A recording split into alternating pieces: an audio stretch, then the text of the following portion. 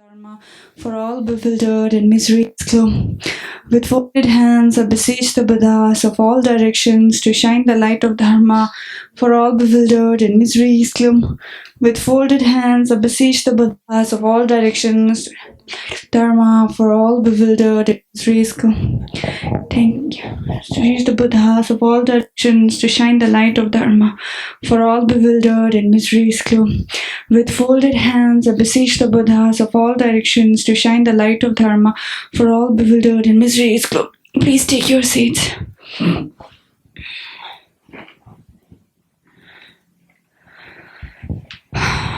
Good morning, everyone.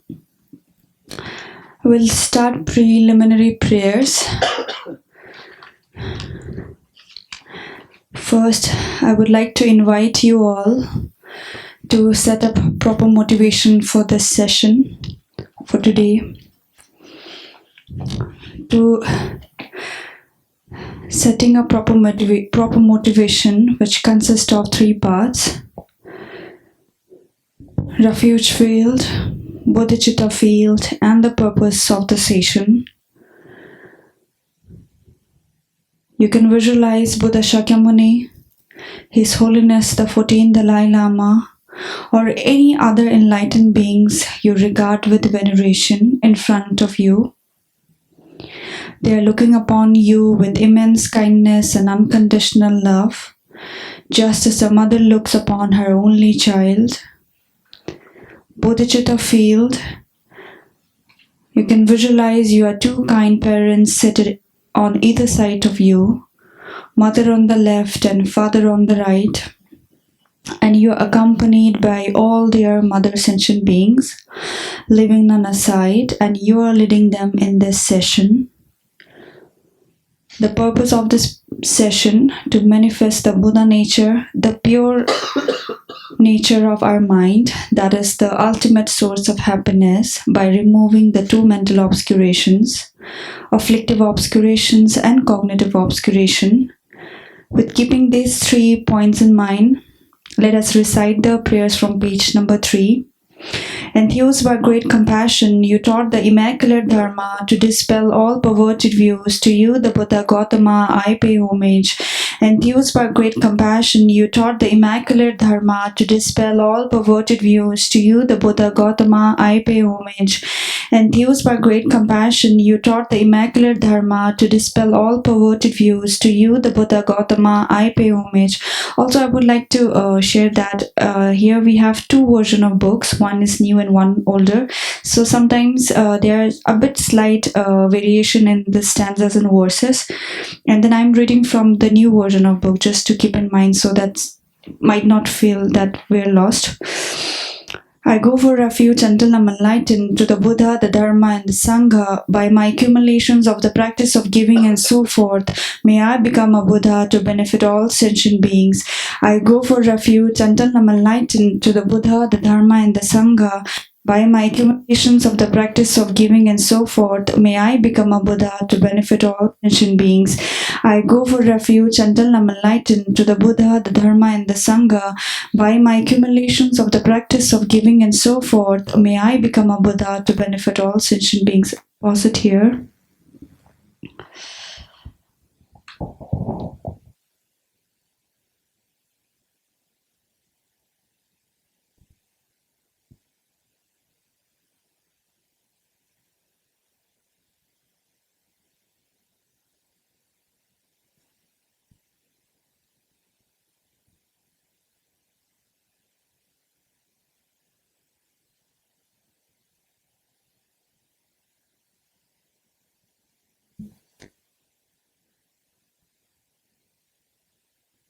We did 2 stanzas of preliminary prayers, Kishla. Should I continue? Yeah, okay. Okay, we'll continue from the third stanza. In dependent origination, there is no ceasing, nor rising, no annihilation, no permanence, no coming, no going, no separateness, and no sameness. I prostrate to the consummate Buddha, the supreme among all teachers, the one who has taught this peace which is free of elaboration. I prostrate to the mothers of the hearers, the Bodhisattvas and the Buddhas, who through the knowledge of all lead hearers seeking pacification to complete peace, who through the knowledge of paths cause those helping migrators to achieve the aims of the world, and who through the possession of omniscience help subduers expound a variety of teachings. The one who has transformed into the reliable guide, motivated by altruism to benefit sentient beings, the teacher, Sugatha and protector, to you I make prostrations.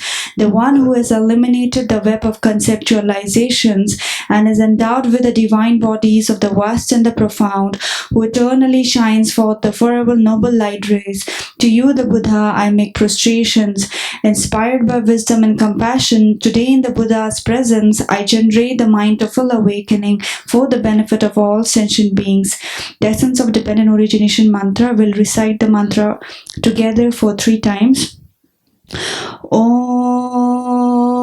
ye dharma hetu prabhava hetum tesham tathagato yavadat tesham chayo nirodha evam vadi mahashamanaye swaha. Om ye dharma hetu prabhava hetum tesham tathagato yavadat tesham chayo nirodha evam vadi mahashamanaye swaha. Om ye dharma hetu prabhava hetum tesham tathagato yavadat tesham chayo nirodha evam vadi mahashamanaye swaha. All phenomena arise from causes. The causes are taught by the Tathagata. The cessation of the causes as well is taught by the great seer.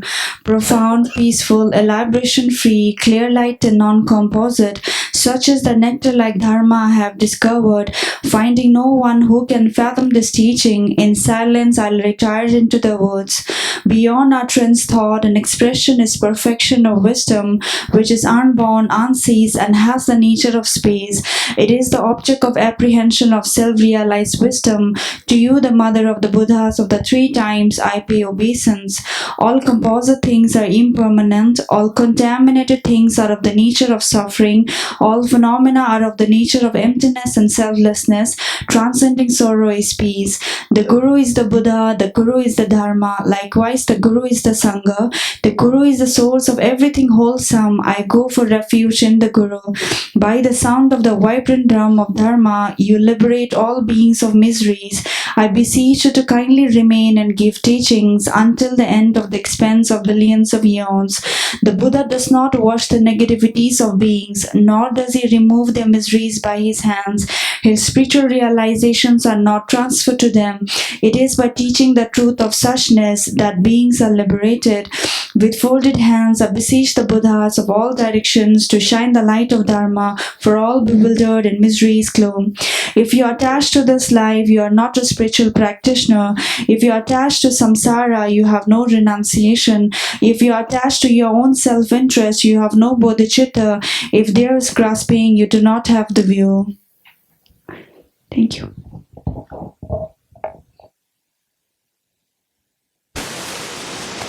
Okay. Last time we left where?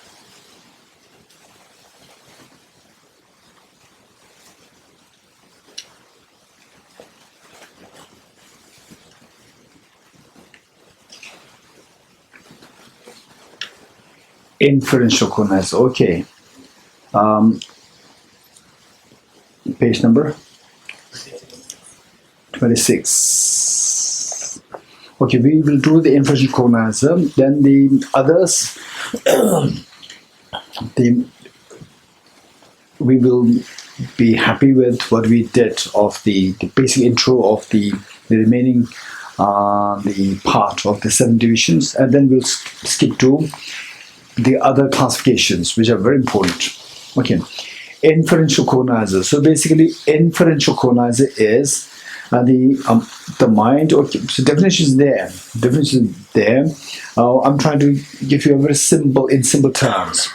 A mind which knows things through inference, through a proper inference. So what is given there as a definition is 26 under section inferential cognizer in Tibetan Jepa Anuman, a determinative knower which by dependence on a correct sign meaning correct reason, sign here means the reason, correct reason as its basis.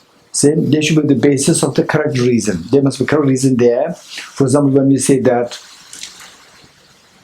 yes, there's like traffic, right?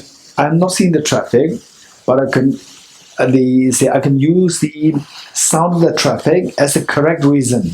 Infer that there is a traffic there. So I'm not seeing it directly, but I'm knowing this through some correct reason. Correct sign as its basis is incontrovertible. This point, incontrovertible meaning the efficacious, or it can be accurately known. It cannot be deceptive. It is not erroneous. Incontrovertible with regard to the hidden phenomena. Okay, this is very important. Hidden phenomena.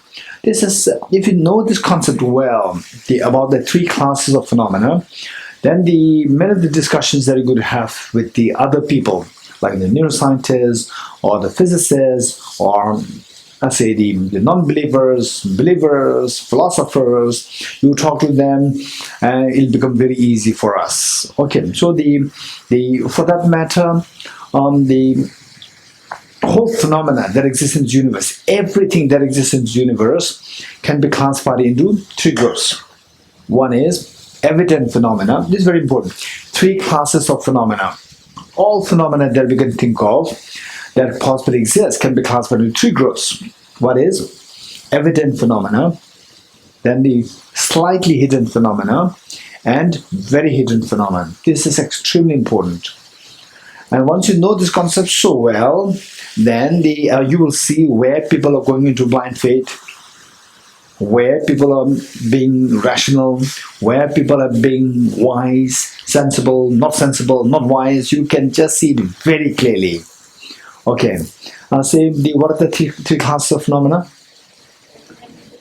Evident phenomena, slightly hidden phenomena, and very hidden phenomena. So phenomena and existence, these 2 are synonymous. When you speak about a phenomena, anything which exists is a phenomena, and what is a phenomena should be existent. What is existent is phenomena. In other words, these 2 are mutually inclusive, and these 2 are mutually inclusive, or these two are synonymous. These 2 are synonyms. These 2 are synonymous. The existence and phenomena. So now phenomena, under this there are 3 classifications: evident phenomena, slightly hidden phenomena, and very hidden phenomena. Okay, what is evident phenomena? Okay, let's say that evident phenomena is a phenomena which the ordinary beings, evident phenomena is a phenomena which the ordinary beings can directly cognize, can directly know, can directly cognize meaning know, which are ordinary beings. And what is ordinary beings? Anybody? What is ordinary beings? We learned it, I think, yesterday. We learned yesterday.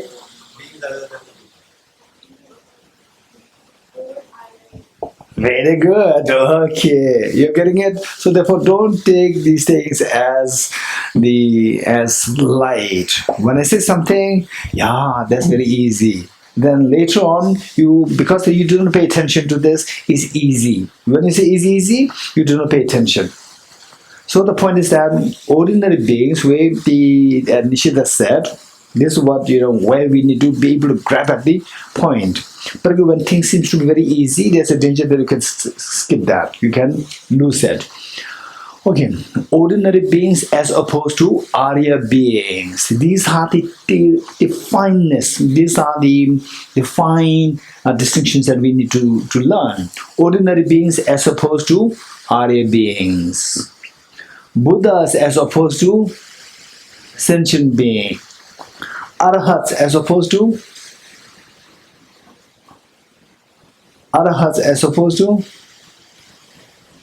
samsaric beings. Okay, these are things that we have to know, right? Don't think that obviously this is bad one, Arhat is good, and the other one's bad one. Buddha is good, the other one's bad one. So say ordinary being something, we say no. It's very precise. Buddha as opposed to sentient beings. Aryas as opposed to ordinary beings. Arhats as opposed to samsaric beings. These are very technical things that you have to know. You're getting it? So later on, say when somebody, a learned teacher is giving a talk, and the teacher said, what is the arahats as opposed to? Arahats as opposed to? Then you say sentient beings or the ordinary beings. Okay, they are not really learned. What do you do? Crash course. It is a real crash course. You're getting it? Yeah, so therefore we have to know the technicalities. But tell me, Buddha as opposed to sentient beings. All those beings who are not Buddhas are known as sentient beings. Okay, Arhats as opposed to samsaric beings. All those who are not Arhats, they are samsaric beings. The Buddha is also the Arhat. Buddha is the supreme of the Arhat. Buddha is the supreme of the Arhat. When you say Arhat in general, without specifying, then it refers to the lower Arhats, smaller Arhats. Okay. Then the Aryas as opposed to ordinary beings. So when we say ordinary, so don't try to understand don't try to interpret that in your own ways. Particularly when you study psychology, philosophy, in the Buddhist context and the Nalanda Buddhist context, it has its own meaning. Ordinary doesn't mean just somebody on the street. There's not a meaning. That ordinary as opposed to Arya beings. What do you mean by Arya beings?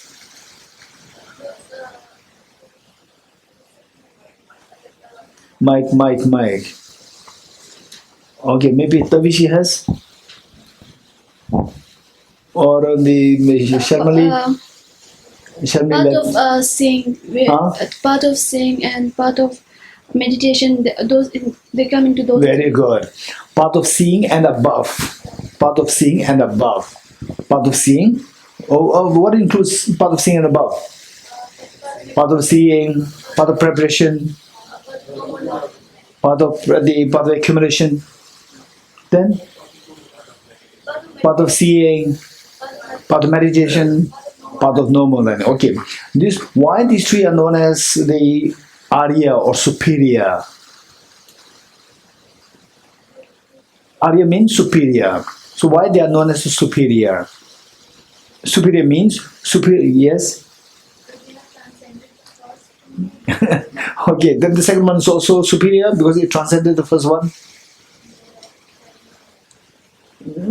Yeah. Okay, so why? There must don't randomly say that superior is a terminology given, right? I'm superior, terminology given, right? There should be reason. The ultimate reality. Say it again. About to see the ultimate reality. Okay, this is superior in the context of seeing the ultimate reality. Ultimate reality, there are two ways of seeing it. Now you know that. Conceptual versus non-conceptual. Non-conceptual. What is non-conceptual? That ain't. You're getting it? Okay. If I see that, what is my left hand? Flower. How do you know that there's a flower? I can directly see it. You're getting it? I can directly see it. You're getting it? I can directly see it. Which is more powerful? Directly seeing it, or I think he's holding a flower. Which is more powerful? Directly seeing it. Likewise, emptiness, ultimate reality. Ultimate reality, how do you see this ultimate reality? There are two ways of seeing it.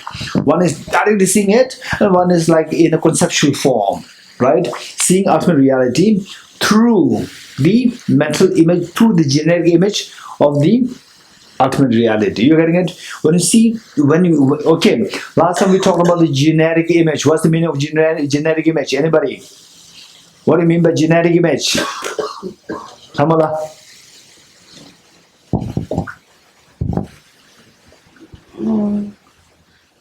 Image that is formed on our mind, like image that is formed in the conceptual mind. Image that is formed by the conceptual mind, through which the mind engages with this primary object. You're getting? We said it. These are the technicalities that we have to learn. You're getting it? And if you really want a good counselor, these technicalities must be on your fingertips. And those of you who are doing psychologists and Pepper-Love, what are you doing? What psychology?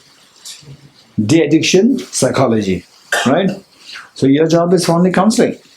You're getting it? So therefore, to be a really good counselor, you should be able to see the person's mind very clearly. Not like clairvoyance, right? Just how the person talks. From there, the person is resorting more towards conceptual, more towards direct. You're getting it? And then tackling evident phenomena, slightly hidden phenomena, very hidden phenomena, evident phenomena, how to tackle it through direct. Now, evident phenomena tackling through some other means, and slightly hidden phenomena not through direct, but then this person is saying as well, like he or she is getting access to directly. So from there, you can see the person's thinking so well. You're getting it? So these are the details that we have to have on our fingertips. Only then, this is known as a very systematic studies. So one benefit of the people doing the Nalanda Master's course and Nalanda Diploma course is that their learning is very systematic.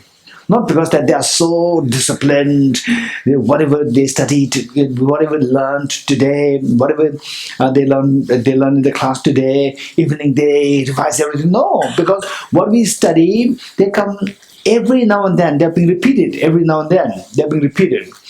Because of which in the mind every gap is being filled. Every gap is filled. There is the cohesion there, and there is a coherency there, and there is the smooth flow is there. Very systematic. Whatever you say, they will find that they can put it in the proper spot because they could see everything in a flow. You're getting it? So therefore, these points are very important. Okay, that's easy. Everything, the slightly hidden, very hidden, very easy. If you just make sure that you note them down. Reason is that at the moment, because I said it, it's just right on your fingertips that I'm saying right there. It's that accessible to you. Then afterwards, when I say, what are the three classes of phenomena? What is that? Right, then you forgot the terminology. Something is at 3 or 4, something the manifest or what something. Then the obscured phenomena, right? Hidden, so you don't remember. So these things, okay. It is like the castle built with the bricks. Bricks are not big. Bricks you stack, then becomes the huge castle. If you ignore the bricks, you will never have the castle. You're getting it? So therefore, this is what I noticed. Fortunately, the last 4 years, I noticed that last 4 years, I know those people who do another master's course, right? Okay, it's not necessary that you should be so punctual, but consistently doing this, over time we can see the difference. Where the person's knowledge is very comprehensive. You talk about anything, the very nuanced questions are there. You can still tackle it, put it in a proper perspective. Okay, this is very important. With this mind, we are talking about what? What are we talking about? Anybody? Shalmali? Evident phenomena? No, evident phenomena. Then in this context, I was saying something. Okay, how we define the evident phenomena is a phenomena which the ordinary beings Recognize. a phenomena which the ordinary beings directly know or directly recognize or know. Right? Okay. Oh, yeah, how many you are ordinary beings? Or how many you are the superior beings, arhats, aryas? Okay, how many of us we are ordinary beings? Okay, which means that now the first one is what? The phenomena which the ordinary beings like us, ordinary beings cognize directly cognize or directly know. Okay, what is in my right hand? Flower. How do you know that? I can directly see it. I'm an ordinary being and I can see it directly. You're getting it? Those phenomena which ordinary beings can directly see, these are known as evident phenomena. So the flower is an evident phenomena. Dorji, evident phenomena or what? Evident phenomena, you can see me directly. The preflex, traffic, coronavirus ailment, sickness. Slightly hidden. Okay.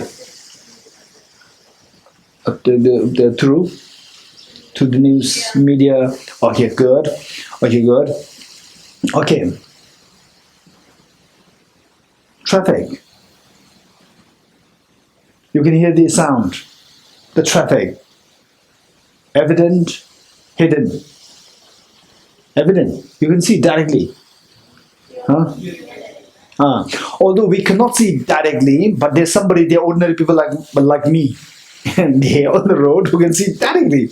So it's not that ordinary person means I should be the one to see everything.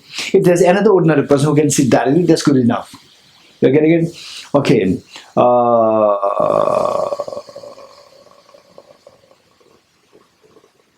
Okay. So so this is evident phenomenon. What about your lungs? Hey, ordinary your lungs, evident or hidden? Slightly hidden. Okay. Yes, doctor can see it. Doctor can see it, right? Okay, see it. Okay, they can, right? So therefore, and doctors are ordinary. I don't think the doctors are arhats or aryas, right? Okay. Okay, so that is evident. You're getting it? Good, very good.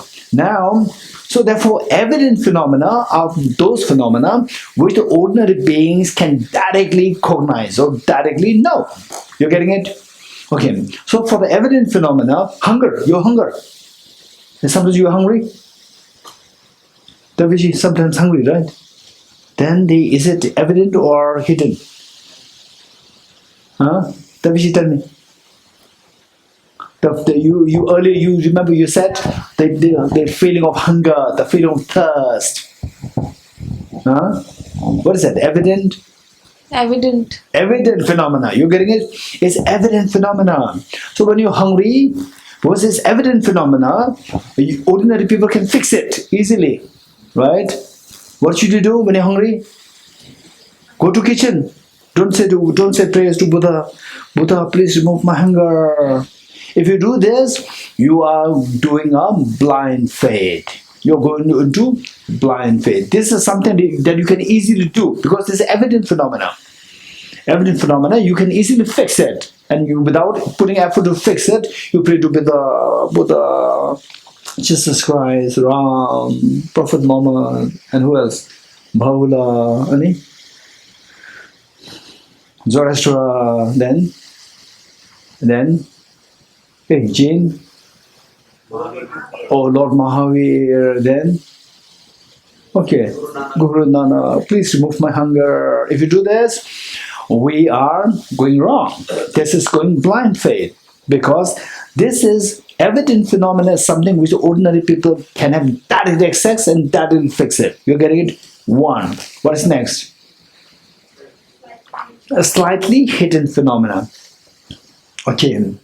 How many of you, tell me, how many of you, let's say that, okay, let's say, for you, okay, the same, what do you, the traffic exists or not exist? Traffic. Now that, because we are already exposed to electricity and so forth, okay, do you see the electricity passing through the wire? You don't see that. You don't see that. But do you know that something is passing? Something is passing in the form of energy, in the form of electrons, or whatever. Something is passing through the wires so that these lights glow. Are you confident with this? Something is passing. What is that? You may not be too sure. It doesn't matter. But some energy is flowing. You're confident with that? Good. Okay. But do you see that? You don't see that. Okay, now, with respect to you, I'm not talking about the scientists. With respect to you, that is, how do you know that there's flowing? Because of inference. You're getting it? Because of inference. You don't see directly. Are you ordinary beings or the Arya beings? Are you ordinary beings or the Arhats? Ordinary as opposed to? Arhat or Arya? Huh? Arhat. Why not Arhat? Ordinary beings versus as opposed to Arhats. No, what's the problem? Ordinary beings versus Arhat. No, don't worry. So let's fix it probably another way. Ordinary beings versus Arhat. No? If you put it like this, then what's the flaw? All beings should necessarily be one of these two, either ordinary beings or the Arhats. Is it true or not?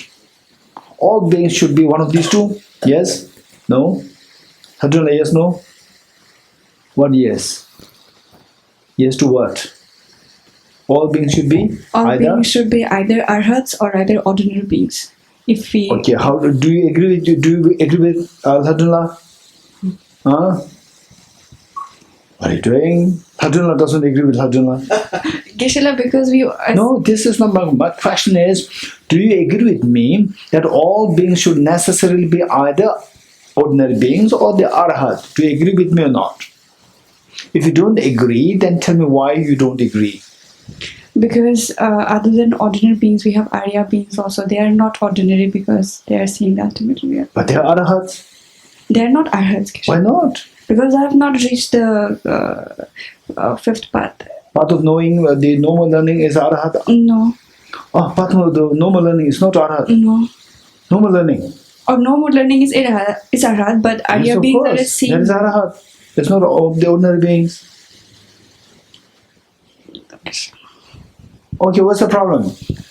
Do you agree with me that all beings should either fall under the category of the ordinary beings or the Arhats? Tavishino, why not?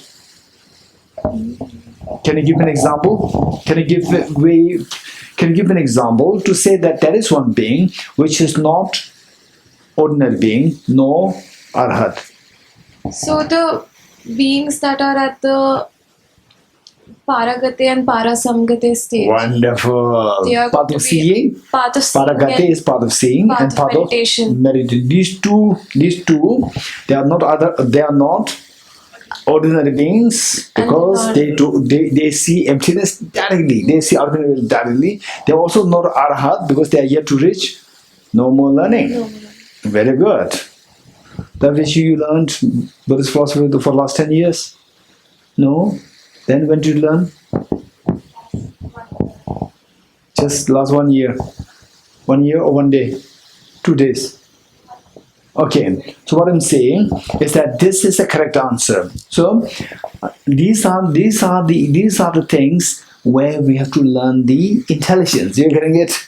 Our intelligence, algorithm, arithmetic, sets, subsets, the concept of set and subsets, all these we have to learn. So these are the way, as we think like this, we're actually activating our intelligence.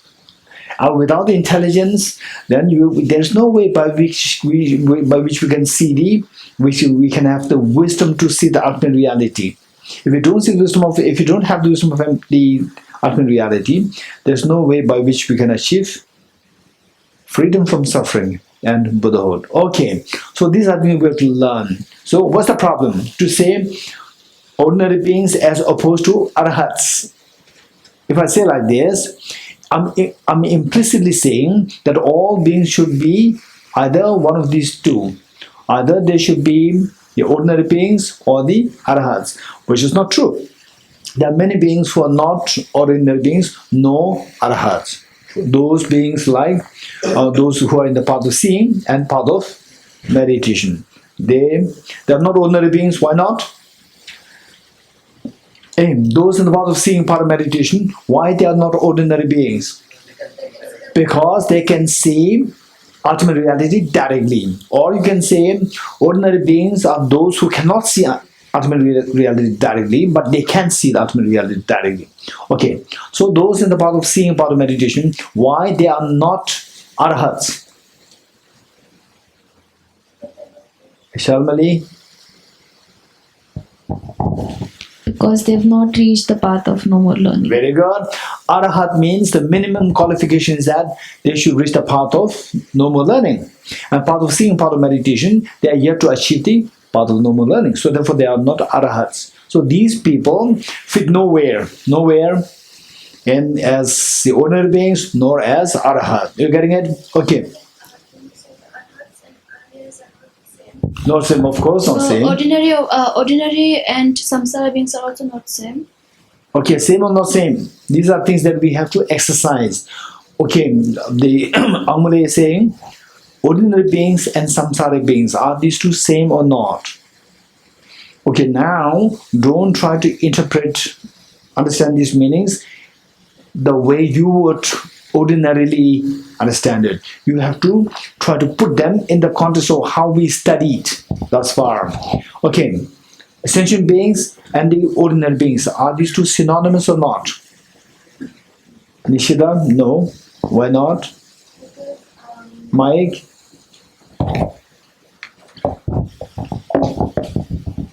Because ordinary beings. Okay, let us all listen. Ordinary beings is a subset of samsaric beings, and samsaric beings are a further subset of sentient beings. So the way we discussed with Lokshay and Tulshay that all ordinary beings don't take us too far away. All ordinary beings. So what you said? So all the ordinary beings are subset of samsaric beings. Samsaric beings. And samsaric beings are a subset of sentient beings. Okay, that's smart. Wow, that's amazing. Thank you. That's beautiful put. Okay, subset meaning that it is smaller. These two are not synonymous, right? Say the let's say the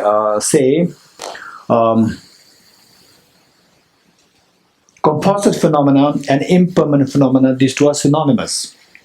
Composite phenomena and impermanent phenomena, these two are synonymous. These two cannot be the subset of each other. These two cannot be the subset of each other because these two are synonymous. Whereas subset means that one is bigger and one is smaller.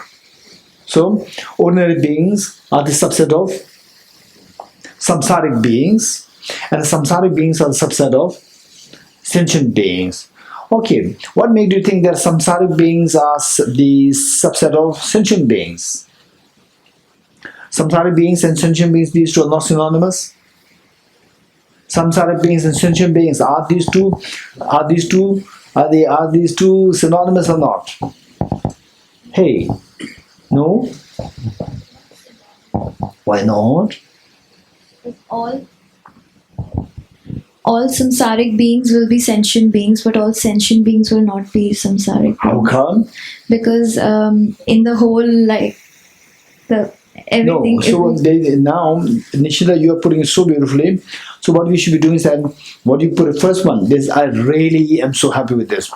All samsaric beings are sentient beings, but all sentient beings are not samsaric beings. You have to give an example. You have to give an example, okay, Indrajit, you have to give an example of a sentient being who is not samsaric being. Yes. Arhats, they are not samsaric beings. Okay. They are sentient beings. The Sharvaka Arhats. Because Arhat means Buddha is also included. Yeah. Right? So, say the Sharvaka Arhats. Sharvaka Arhats, they are sentient beings, but they are not samsaric beings. How come that they are sentient beings? They are Arhat. How come that they are sentient beings?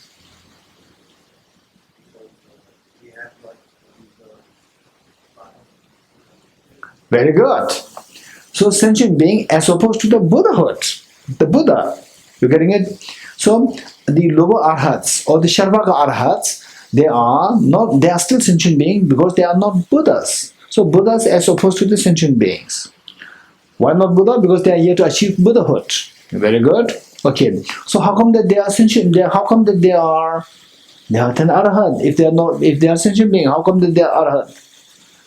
They are arhat because they reach the path of no more learning of one of the three, Shavaka, Pratibhuddha, and the Mahayana. Very good. Okay, good. So now what we're talking about is, we're talking about the evident phenomena is done. Evident phenomena are those phenomena which the ordinary beings directly cognize, can directly cognize, and no, can directly cognize, that's fine. Now the hidden phenomena. Hidden phenomena, there are two kinds. One is slightly hidden and the other one is very hidden. Okay, slightly hidden. Okay. Slightly hidden. Let's say that if you look at this pillar. How does this pillar look? How does this pillar look as a static, or is like vibration moving? How does the pillar appear to you? As static, not as vibrating. You're getting it? In actuality, it is not static. In actuality, it's moving so fast like vibration. It's not just what do you call it? It's not like a metaphorical, like a fairy tale. Not just a metaphor. It's reality. That this is made of atoms. This pillar is made of multiple atoms, and if this pillar we keep it for the next 1,000 years like this, 1,000 years without touching it at all, for 1,000 years, I'm not too sure the termite may eat this wood. The termite may eat the wood, but if we make sure that the termite does not the insects, they don't invade this. We protect it in such a way that it is not invaded by the termite, then it will remain like this for the next 1,000 years, right? And we maintain the temperature like 22 degrees centigrade, or even less, like 0 degrees centigrade, so that it will remain like this. Our superficial appearance will look like this. Then, when you touch it, the wood is so soft, you can just remove it very easily. After 1,000 years. You're getting it? Can you imagine that? Or you can't really imagine. Okay, if you can't imagine, I understand it. I'll give you a real story. Not a story, the anecdote.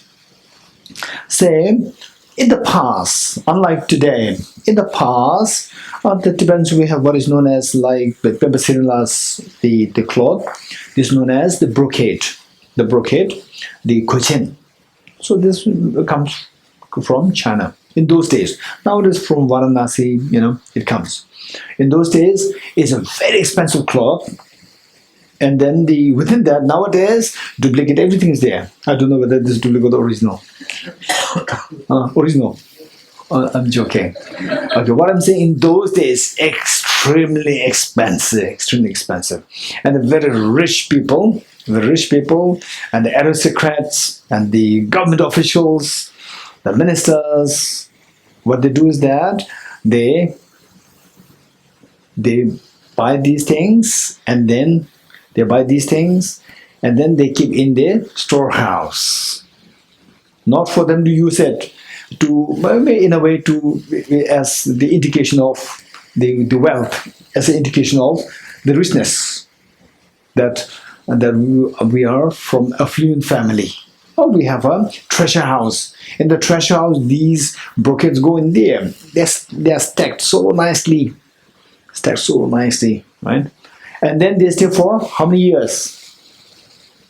It's a 50 is nothing, right? It's a generation after generation after generation after generation, like 1,000 years. And is there nobody even touched it?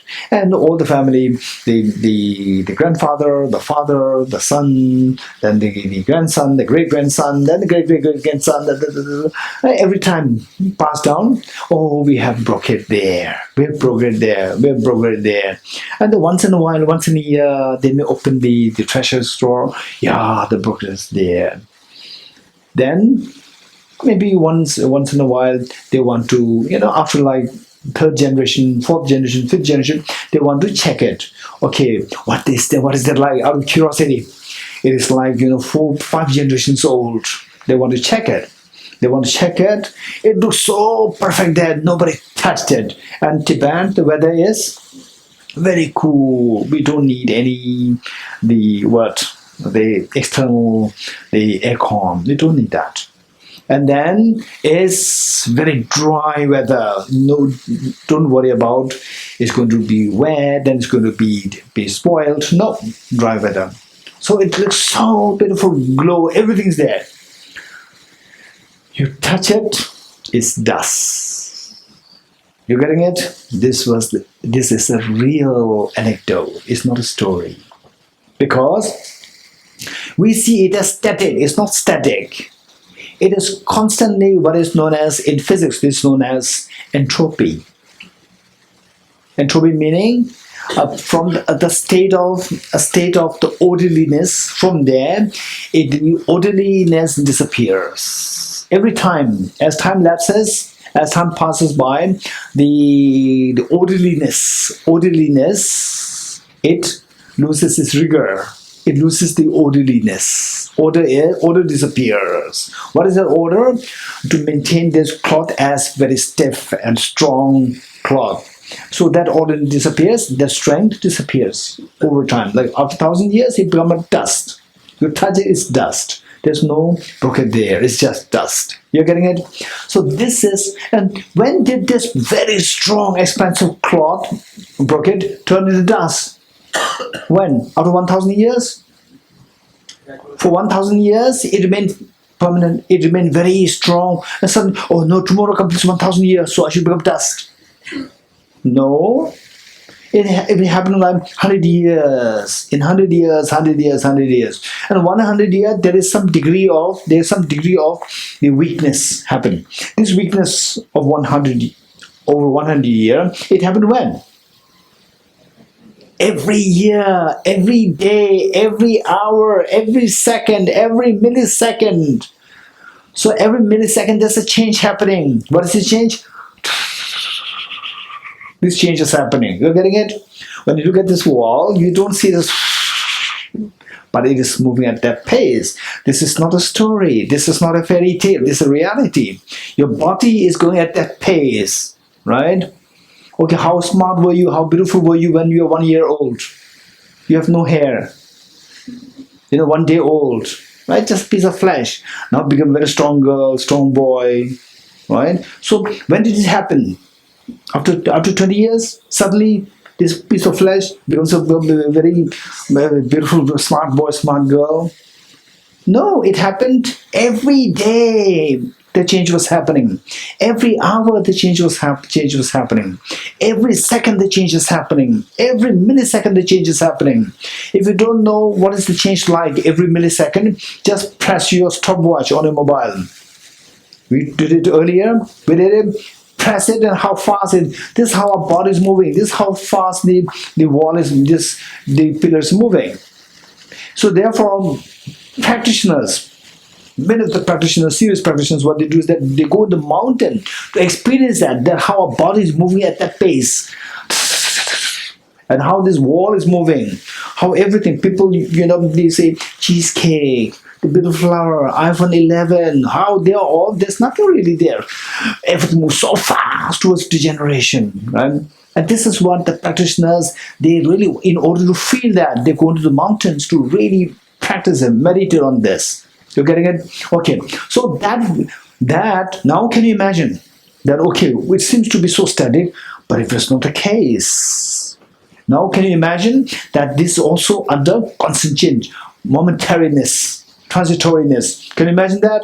Yes. Can you see it? You don't see it, but we can imagine it. You can think of that. Okay, so that is something. How did you come to realize that? Well, earlier when you said that this is moving like this, no. And then when I tried to give the reasons, like the story of the brocade and so forth, wow, that's true. If that is the case, then it's also moving. So you learned it. You learned it through reasons. Through reasons. You're getting it through reasons. Because that this brocade, like this pillar, the brocade kept it there. Day one is so strong, so beautiful, so expensive. After 1,000 years, it's dust. Right? And when from this very strong brocade to the dust, the transition took place when? After 990 years? Or every day, every hour, every minute, every second, every millisecond, which means that the transition meaning change. Change means impermanence, momentary impermanence is there happening. So now if that's happening with this, same. Okay, how many have seen, how many have seen, not really seen, they've seen it in the movies or in the television or in the photographs, the Sphinx. Sphinx? What is Sphinx? What is Sphinx? How to pronounce it? Sphinx. How many of you have seen that in movie, photograph, television, Sphinx? How many have seen the Sphinx? Okay, Atulia, tell me what is Sphinx? Okay, Mike, let us all hear. We don't say it's a cat. Then better not say it because people get the wrong impression. Then, It's half man and half cat. okay, so the head is a human head and the body is like an animal body. Yeah. So don't say cat. Animal. Cat, people get impression is very small. Right? It's a huge, gigantic. And let's say like an animal cat, the animal body, right? Like let's say the lion or whatever. Yeah, that's also a cat. Okay, that's a family of cat. It's not a cat. Family of Family of cat. like, Okay, two debaters. You're very small. You're a national debater. I'm not a national debater. I learned it. You're a national debater. Wonderful. Okay, so the point is that Sphinx, believe it or not, Sphinx is made of stone. Which is stronger? Stone is stronger or this wood is stronger? Stone is stronger. But even the Sphinx, because of the wind blown over 1,000 years, even the Sphinx, the sharpness of the features that disappear. Now they have to restore this. They find it very difficult to restore it. They have to think of restoring it. You're getting it? Why? So this change was happening over thousands of years, and this wood is nothing as compared to this strong this stone. You're getting it? Okay. But now what we learned is that even this wood, which seems to be so static, is actually moving transitory. Do you see directly? You don't see it. Okay. So now, what is a hidden phenomena? Slightly. So this is a slightly hidden phenomena. Slightly hidden phenomena is a phenomena. Okay, I'm saying this. Slightly hidden phenomena is a phenomena which the ordinary beings cognize,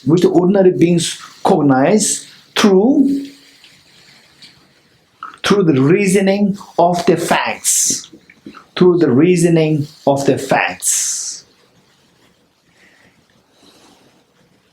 Slightly hidden phenomena are those phenomena which the ordinary beings cognize through the reasoning of the facts.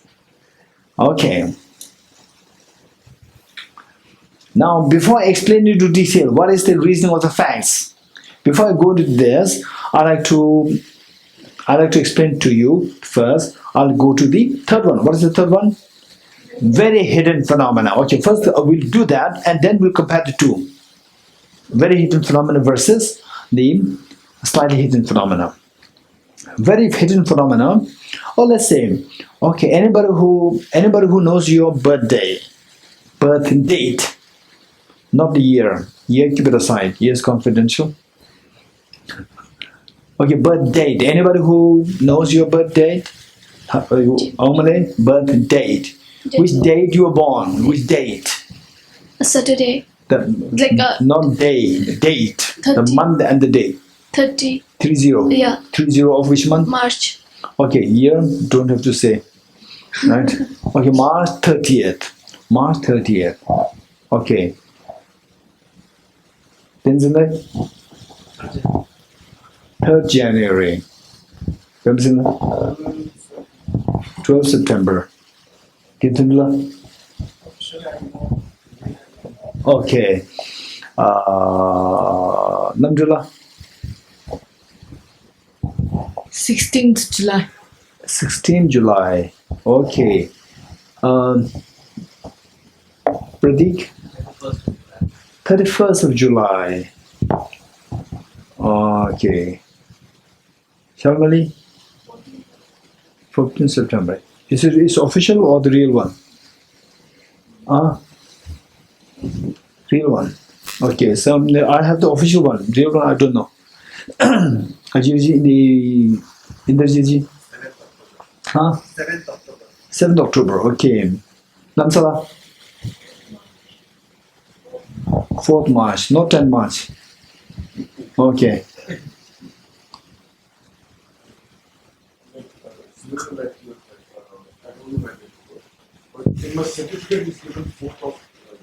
Oh, okay. So you don't know your birthday? You don't know. That's true.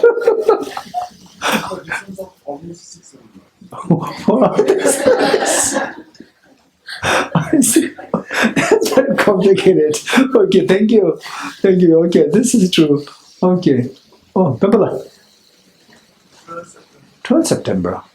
Are you sure? Is it official or this is your real? Real different. Okay.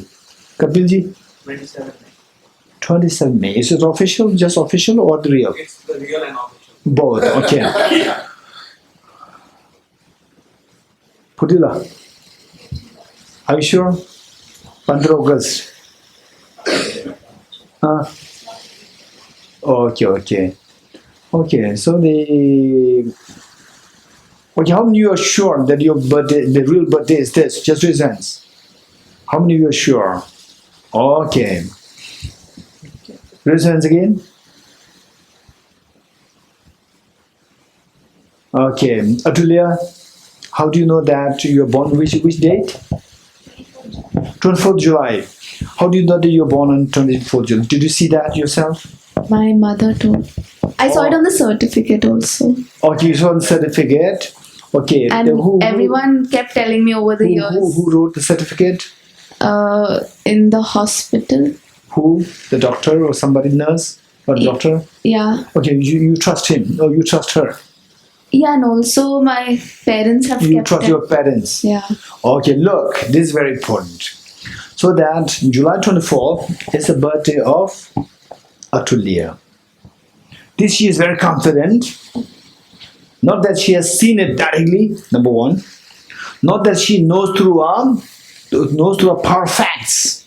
It's only through a belief that she has to trust somebody. This is known as that ordinary beings know the very hidden phenomena through the testimony of somebody else's authority. Okay, now very hidden phenomena, how do you define it? A phenomena which the ordinary beings know or which the ordinary beings cognize through the testimony of the authority of somebody, through the testimony of somebody's authority.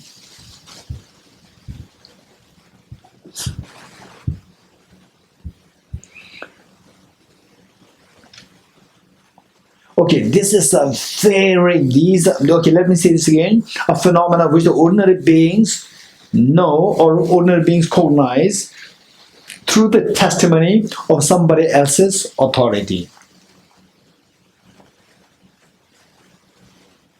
Okay.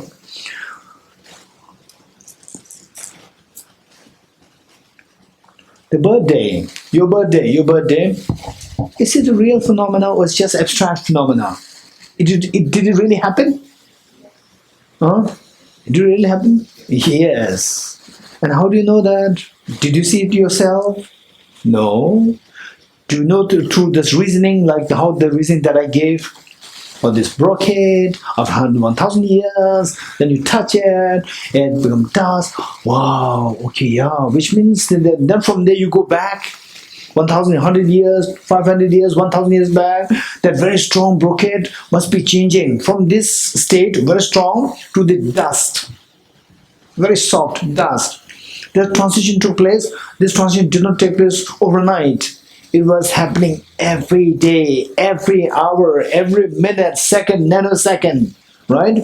This is how you cognize, not through believing in somebody, because of the knowledge of the facts, like Sphinx, right? Sphinx, and then the archaeological evidences, then the, what is that, tectonic movements of the plates on the earth. Then the 7 continents, once they were together, and then slowly they moved, and then sometimes a clash happens, right? Sometimes a sudden jerk happens. So these are all the part of the facts. You don't have to believe in somebody. These are things that we can, the part of the facts. Whereas your birthday, you have to believe in somebody, right? So there are 2 classes. One is the reasoning of the part of the facts, and one is the reasoning through the testimony, reasoning in the form of the testimony of somebody else's authority. You give a reason.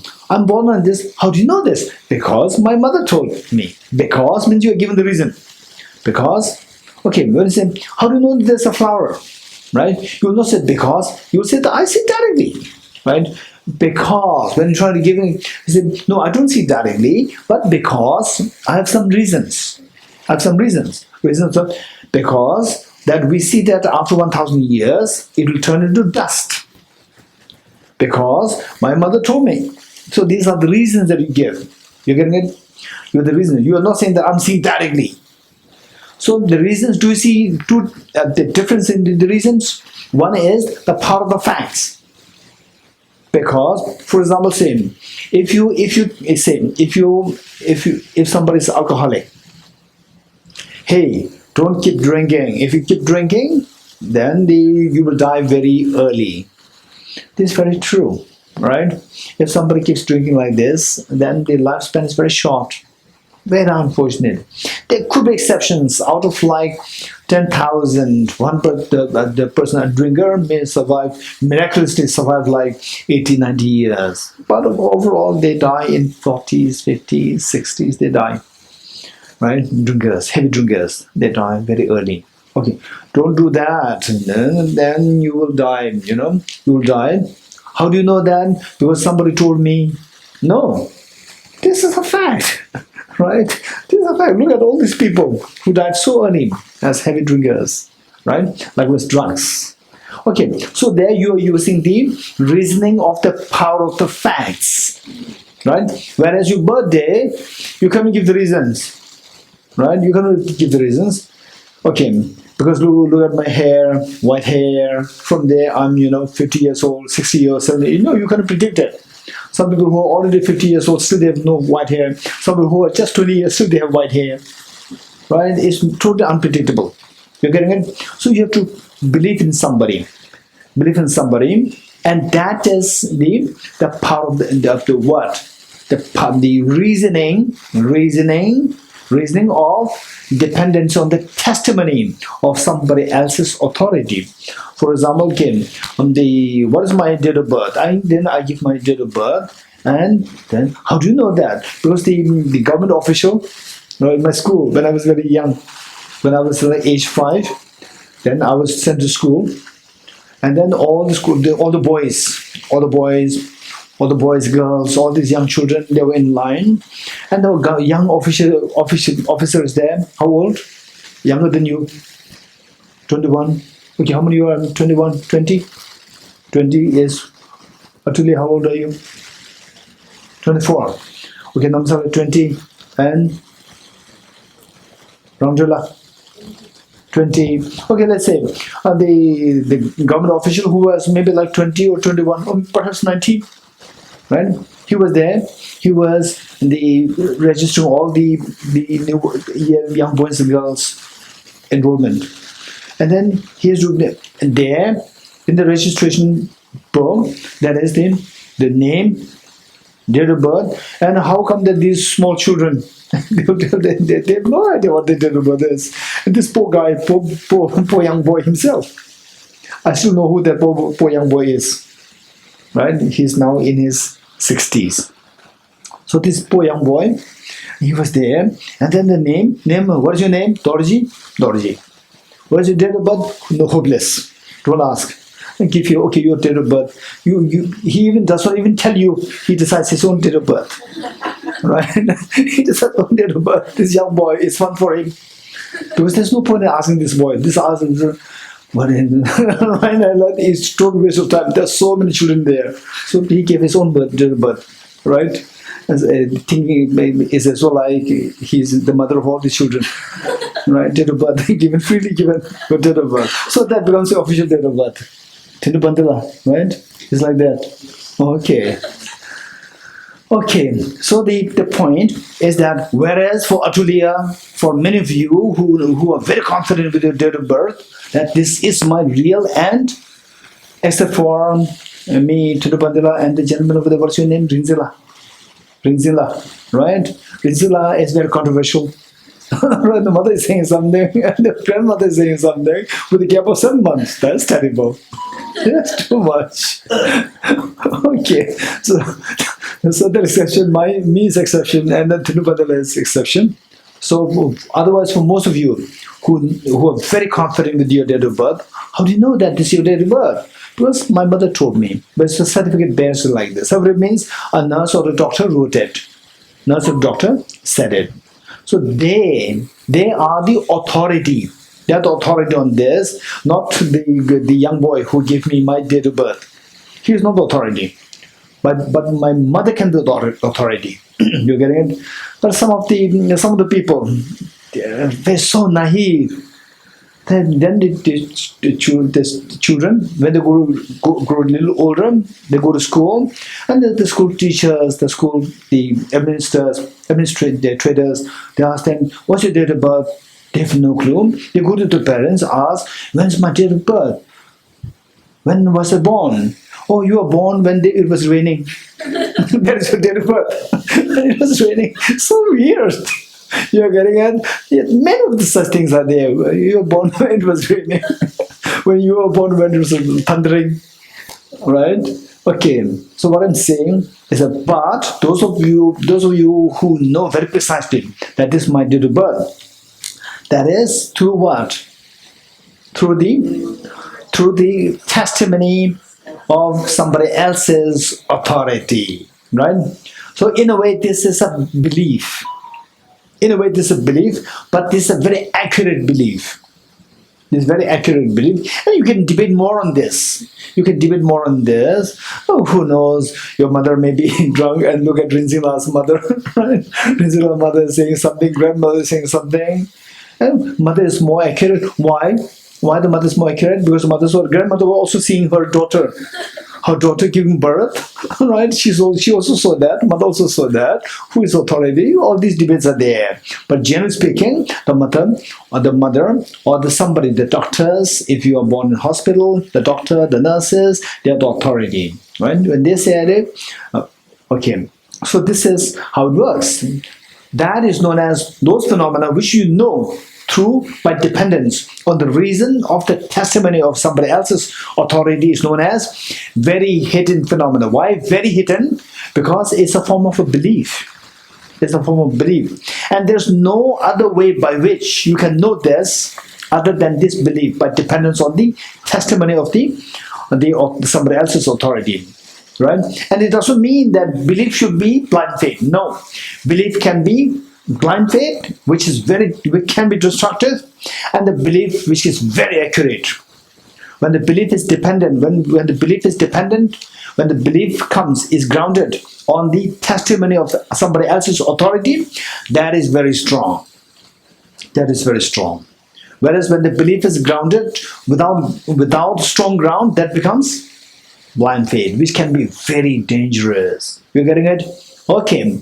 Now with this in mind, why this classification of phenomena into three categories is so important. For example, let's say this wall, the wall pillar here, wooden pillar, this is changing momentarily. No, I can say static. Then I give the reasons. I'm not saying that you believe in me, right? This is not what I'm telling you.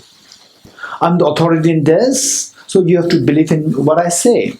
If I say this, then you are following blind faith, because that it is moving momentarily.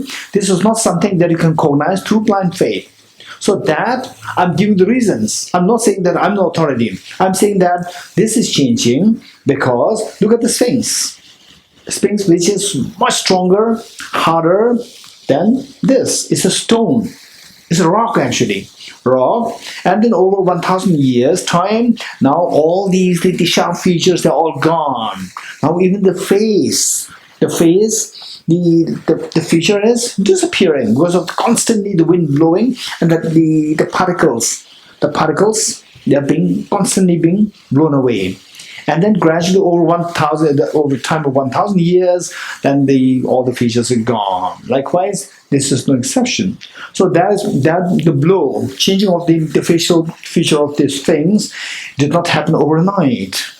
It happened over the range of 1,000 years. So this is no exception. Yeah, that's true. You're getting it? So I was giving the reason. That reason is the reason of the facts. I'm giving the factual reasons.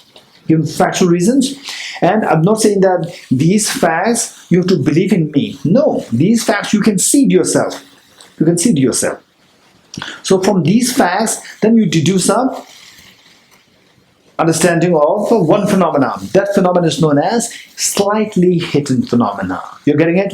Okay, now with this, for example, the impermanence, transitory nature of this wall is an evident phenomena or slightly hidden phenomena or very hidden phenomena. A slightly hidden phenomena. Very good. Okay. Yes. Then this flower made of atoms. Yeah, this is made of atoms. That's true. Do you see it made of atoms? I don't see it. So this flower is made of atoms falls under which of the three classes of phenomena? Slightly hidden phenomena. Your birthday? What about, for example, say in my case, for example, okay, let's say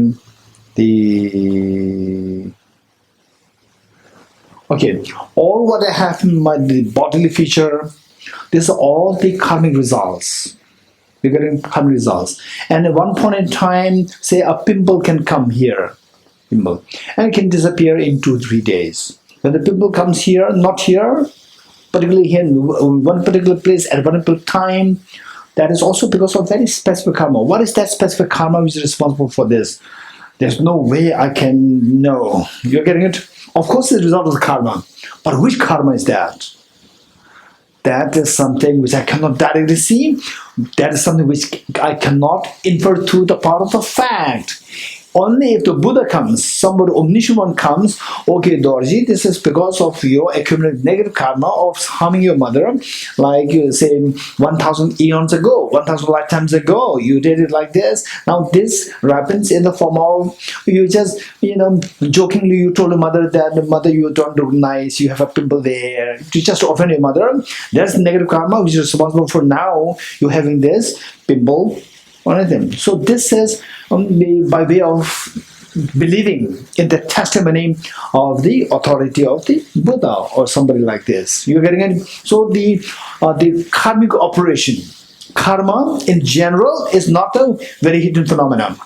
Very specific operational karma, very specific, like what is it? For example, say some of your hair is falling like this, right, on one side. Some of your split from the middle. Some of you from the side, right? Why to the side? Why? Because I felt it more comfortable like this. It looks better, right? So, what made you feel the comfort, the comfortable feeling with this from the side? This comfortable feeling is a result of positive karma. What was that positive karma? When did you accumulate this? I'm not sure. I don't know, right? It of course because of the result of positive karma, but what karma? Which karma? When did you accumulate? So these are something which can be known only, which there's no way by which we can see directly at this moment as an ordinary person, nor can I rationalize. And this is a fact. The fact, but can be known only through the testimony of somebody else's authority. That falls under the category of very hidden phenomena. You're getting it? In other words, all phenomena that exist in this universe should necessarily fall under one of these three categories. Okay, with this, I'd like to share a very important point with you. That is, those things which fall under the evident phenomenon. Don't try to go to a teacher and please tell me what to do. Evident phenomena, you can know it yourself. You're getting it? When you're hungry, don't go to a teacher. What should I do? Should I pray to Buddha, or should I pray to Jesus Christ, or to Ram, or to Prophet Muhammad, or Sikh, or the Guru Nanak, or should I pray like this? Or should I pray to sun, right? Or should I pray to rain? No, go to the kitchen and try to get some food. The evident phenomena. For evident phenomena, don't try to resort to other means. Now, for the slightly hidden phenomena, don't try to go for blind faith. Slightly hidden phenomena cannot be resolved by blind faith. Slightly hidden phenomena should be resolved by the reasoning of the power of the facts. You have to build the reasoning of the power of the facts. You have to build the power of the reason of the facts. You're getting it? Say, for example, say, okay, whether this is impermanent or not, right? Oh, Buddha, may I be blessed to see that this is impermanent. Don't say that. Study. Build the power of the reasoning of the facts. The reasoning of the power of the facts. Build that. Build that and try to know this. You're getting it? And then whether the world, for example, the universe is created by some external agent, or created by, say, created by somebody like this. Well, this is the slightly hidden phenomena, right? You don't even believe in somebody.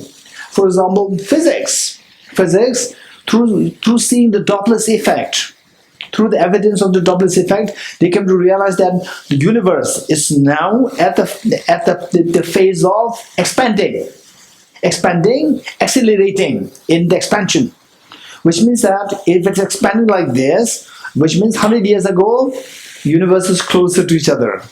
1 million years ago, even closer. 1 billion years ago, even closer. 15 million years ago, everything in the universe, they are at one point together. This is the part of the fact.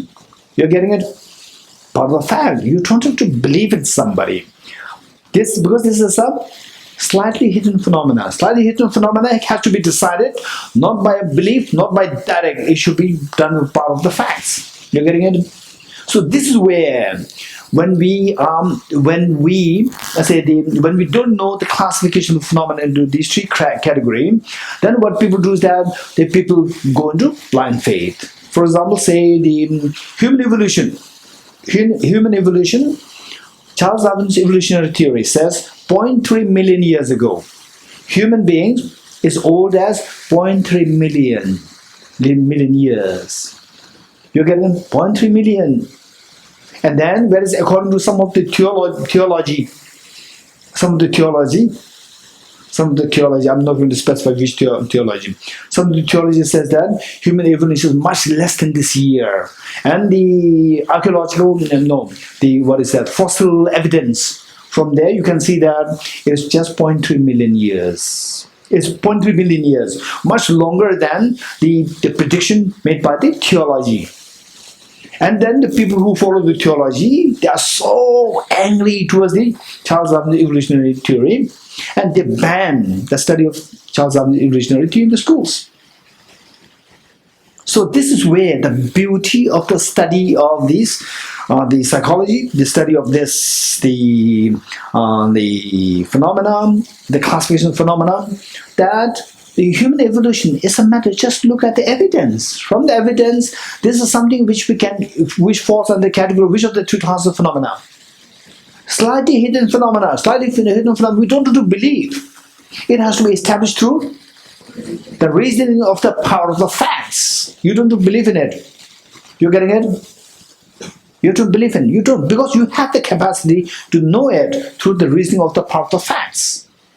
Okay. So therefore, when do we become blind faith? We become blind faith, particularly those which we can decide through the power of the reason of the facts, through the reason of the power of the facts, which we can decide through that. You don't use that reasoning, we just believe in the author of somebody else. This is where we turn into blind faith, and it can be very dangerous. This is where then the different traditions say that no, this is not correct, what he said is not correct, what I said is correct, then the other one said no, what he said is not correct. Then all these fights are happening. You're getting it? So if you know that the phenomena, first you have to check, okay, the evolution, the formation of the universe, human evolution, where do they fall? Under the first category, second category of the phenomenon, third category. If you come to know that it's the second class, second category, most likely it should fall in the second category. Then you have to look for second category, means you have to establish it through the reasoning of the power of the facts. What are the power of the facts there? You have to look for the facts. The facts, through this you deduce the evolution, the universe formation, and so forth. This is how we deduce. And then you become very confident. Otherwise, today, I'm born in one tradition. Then I'm born in a very religious family. My father, mother, both, the moment they wake up, they just read a holy book, right? The Buddha's book, whatever, right? Book which talks about the universe happened 1,000 years ago. Universe happened 1,000 years ago. Then I also following blindly my father, right? Universe happened 1,000 years ago. Then I die. Then I again reborn in another family which says universe was born 5,000 years ago. Again I will say the same thing, because I carry the imprint. Which imprint? Imprint of blind faith. Right? This imprint of blind faith will be carried, but the imprint of that the universe happened 1,000 years ago. That imprint is the content, and habit is the believing blindly. So this is what I carry to the next slide. And then the content, new content comes. What is that? The universe happened 5,000 years ago. But which imprint? Imprint of blind faith I carry from past life. I carry with, for example, say I'm in Tibet house. Then I go to Vajradadu in Pune, right? And I carry my ball, right? And I need a food. Then I ask, Indrajit, please give me food. So the container I brought from Tibet house. Content I'm getting new from there. You're getting it? So imprint I got from the past life, blind faith I carry from the past life. And then the content, new, whichever tradition, in whichever family, the tradition of I'm born, I get it there. What is container? Blind faith. So therefore we have to break the blind faith. If we don't break the blind faith, this is where we will never be freed from suffering. Because what is the ultimate cause of suffering? Ignorance. You're getting it? Which ignorance? Ignorance which fails to see the reality of the phenomena. What's the reality of the phenomena? That the phenomena is only, there's nothing independent there. Everything is dependently there. Everything's like illusion, this reality. Failing to see them as illusion, failing to see them like a dream, failing to see them in the form of pratitsamutpad, right? That is ignorance.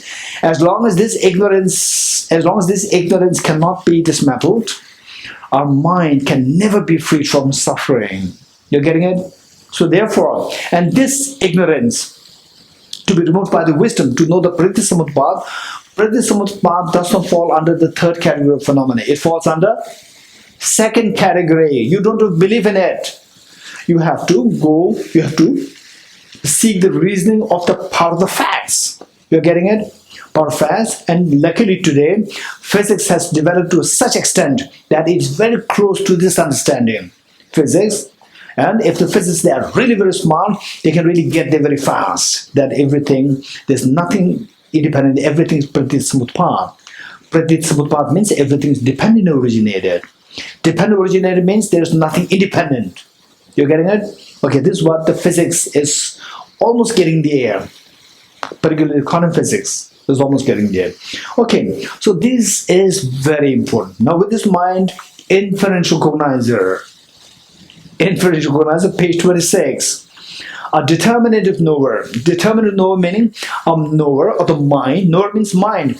A mind which discerns. Which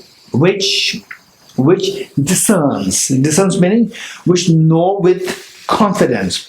A determinative knower which by dependence on the correct sign meaning correct reason as its basis is in, and the reason can be the part of the fact, or the reason can be the testimony of somebody else's authority. Is incontrovertible. Incontrovertible means non-erroneous. Non-erroneous with regard to a hidden phenomena. Hidden phenomena, there are two. What are they? Slightly hidden phenomena and very hidden phenomena. As its object comprehension. There are three types of inferential cognizers. Okay, I'll just go through these three types, then we'll stop for theory. In the three types of inferential cognizer by way of the entities. Number one, inference through the power of the facts. Inference through the power of the facts meaning they say where inference part of the fact meaning inference which knows the slightly hidden phenomena. Inferential cognition which knows the slightly hidden phenomena. Okay, that is good. Then inference through confidence. Okay, inference through confidence is confidence in the testimony of somebody else's authority. That is the very hidden phenomena. Number two. Then number three, inference through renown. Okay, my question to you: what is the sister of your mother known as? Sister of your mother? Huh? Masi? Machung? Masi? Tibetans? Hey. Asu? Then Sumo, Asu, Ashu, there are many, right? Why Ashu not? Why Ashu? And what is the mother of what is the sister of your father? Ane, Bua. Why the sister of your why the okay? Listen, this is my question. Okay, listen. The sister of your mother is known as Masi. Okay, right? Don't argue. No, it's known as Machung. Is known as this is known as the Asu, Somo. Don't fight with me, right? So let's first talk about the related to the Hindi, right? The sister of your mother is known as Masi, and the sister of your father is known as Bua. Okay, why the sister of your mother is not known as Bua? Why it should be Masi? Why? Hey, Atulia, why? Actually, I think that is not my job.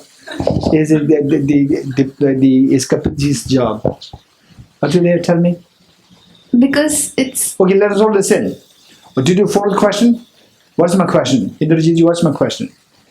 Why the Masi is not known? Not the Masi. Sister of your mother is not known as. Not known as. Why the sister of your mother is not the Bua? Right? Right? Okay, yes. So I think these are tags which are put to understand different relationships better for our own understanding. Okay, if you say Masi, then is the relationship better? Yeah. If it says Not better, Bua, like then to it's not understand who, like if you say Masi, now you know it is. better. Then why don't you call it the Bua then? That's like saying like why are we calling a tree tree? Yes, why? because then when we see the tree, then and we hear the word tree, then we'll associate with tree. Why not you call the tree a flower? Why not? We can, but then we can? don't. Huh? We can, but then we don't. Why don't?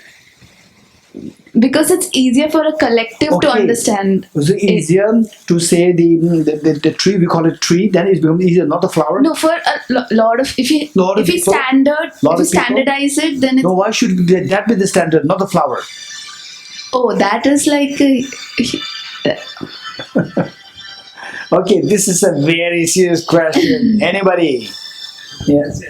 Okay, Mike. Vipinji, right? Yeah, Vipinjan. Yes. To differentiate, because Okay, let's all listen. because everyone is given the name so that we can be recognized. Otherwise, this form can be, if we want to recognize this formation of minds, how anybody will say he is denoting me. So that's why the name is given. Name is No, given. that's fine. Why you're not called Dorji? Why you're called Vipin? Within they might be, I was the first son, then they want a very important person, they seeing it. No, why not That's Dorji? why they given this name. Dorji is also a very important person. Why not Krishna? Krishna is a very important person. Maybe what were the surroundings there at the Why did the surrounding not give you- what were their state of mind is there, so No, accordingly why- they are given the name. No, why the surrounding do not give you the name Krishna? There is one story there. My Baba's dada's name Why was do- why- Raghuveer Singh, so everybody was spelling in the wrong way. So Okay, that's why they given this name. to give a name, there should be a story. Nobody will No, spell. listen. To give a name, should there be a story? Yeah, Not necessary. You're getting it? Oh, why? Kapilji, why you not called Vipin? I think it's the names are given to identify things. Why not Vipin is given to you to identify you? If Vipin is given to me, then I will. No, why not Vipin is given to you? I'm not asking you, if given. Oh, I said, why you're not given, why your name is not Vipin? Hey, don't laugh. Give me the answer. Anybody? Namsala. Why your name is Namsa? Why your name is not Tenzin? Because the name Namsa is it suits me. Okay, that suits you. You told your mom when you were born, day one you were born, Mom, please give me Namsa as my name. It Yeah, suits me. No, I mean people recognize me by this name Why not with Tenzin? because they can't associate it with. Huh? Because they already know it's Namsa, so they can't. Already know. Why? They already know. Meaning the first. Why the mother gives you Namsa, not Tenzin? Because Anybody? Ajirji. Why Ajirji? You're not Vipin. Names are given, there's no reason. Okay. It's arbitrary. Listen. This is very important. Names are arbitrary. There's no reason required to call this object a flower. You're getting it?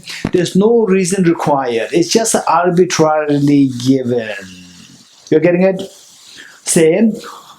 For you plant a seed and to expect an apple, there should be a reason.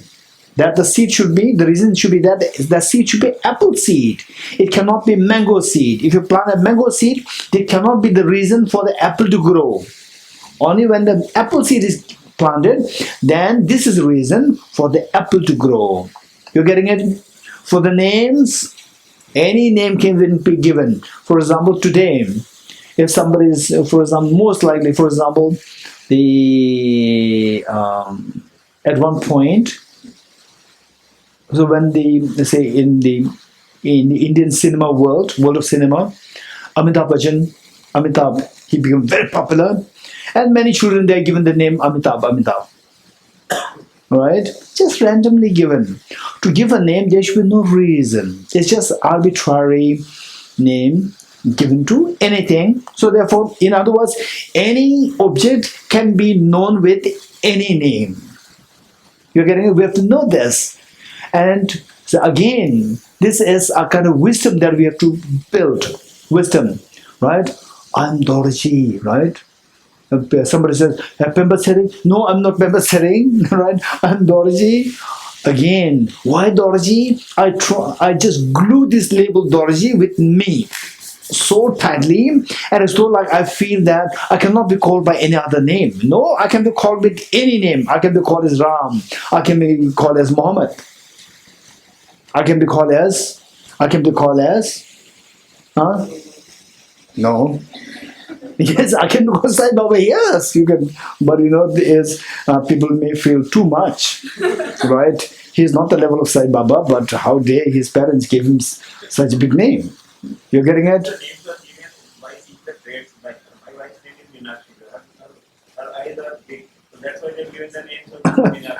No, that's nice. So let's say some people said, "Oh, this boy looks so cute, like Krishna or Krishna," right? So the mother's eyes, everything's beautiful. In the mother's eyes, the child is the most beautiful. The boy is always Krishna-like, and the daughter is always like the Radha-like. Radha, right? Beautiful daughter, right? And the others may not be seen so beautiful, but in the other mother's eyes, very beautiful, with the eyes so beautiful, right? If the eyes are down, it's beautifully down. If it's up, it's beautifully up, right? See how the mother sees. Okay, in other words, the labels are just arbitrarily given. You're getting it? Arbitrarily given. Okay, so this is what we have to know, that labels are not intrinsically attached to the object.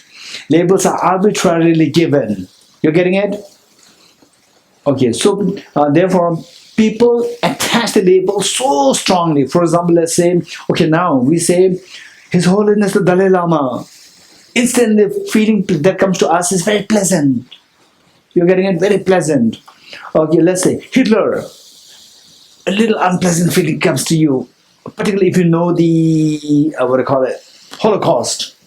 If you know this Holocaust, then the moment you say the Nazi Hitler, unpleasant feeling comes to you. So Hitler, you just heard the label. You just heard the label, and this label Hitler, you tie it so strongly with the referent, as though like these two are intrinsically tied. It is not. It's just a randomly given, right?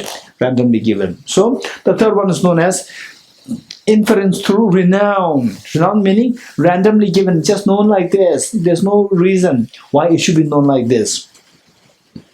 Okay. Let's say that this object that's in my hand can be called as a flower because it exists. What exists can be called by label flower, can be called by label non-flower, can be called by label tree, can be called by label Buddha, can be called by label Krishna, or whatever. You're getting it?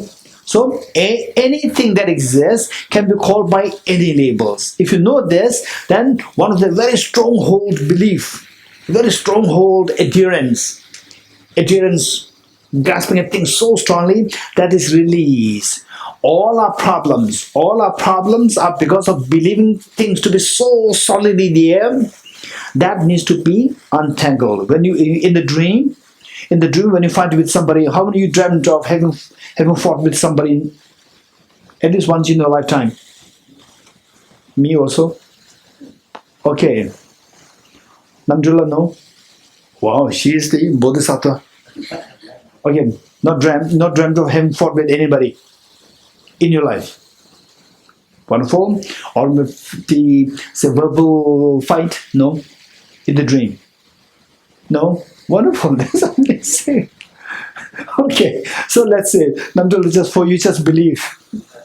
Just imagine. For others, we don't imagine. We know that. Okay, so there, what happens when you wake up? You continue to go out to fight with that person, or you say, I'm relieved, it was my dream. What happened to you when you wake up? You're relieved or you go to fight? relieved, knowing that this is not so solid at that person.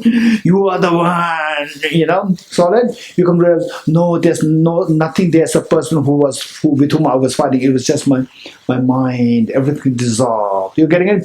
Dissolidification of the independent entity. When that happens, your mind finds relief. You're getting it? So this is a very skillful way of understanding. First, the labels. You have to dissolidify the label from the referent. Even the labels can be arbitrary. If you know that, then dissolidification can happen. You're getting it? And some people say that, okay, my name is what? My name is let's say Tsiring. My name is Tsiring. What? Some people say Chering, right? They can't even pronounce Tsiring properly. They say Chering. Some people say Sharing, right? Sharing. Some people say Chering, right? Oh, I have a very bad name. No, bad name, good name is just a label. Bad name, good name is just your thought, right? For example, if say Shah Rukh Khan, if his name is given Chering, everybody say Chering, Chering, right? All the young boys will say Chering, Chering, and the girls, huh? Give me a name, one popular girl. Wow, Bingo Chabra. Okay, let's say Bingo Chabra, right? Then they say, okay, then if your name is what? Sharma, do you like a name? No, she may not be liking her name because, she found that Kishila found it so difficult to remember her name, right? Meeting second time, third time, fourth time, still saying Sharmila, right? Actually, Sharmali. I was calling her Sharmila. So she found my name. How come that my mother gave a very complicated name? Kishila couldn't remember it even after all these, many times of meeting. So how I wish that my mother calls me Priyanka Chopra, right? Whereas if Sharmila becomes the CEO of a big company, Shalmali, all the young girls will say that all the mothers will give the young daughters the name Shalmali will fill the world.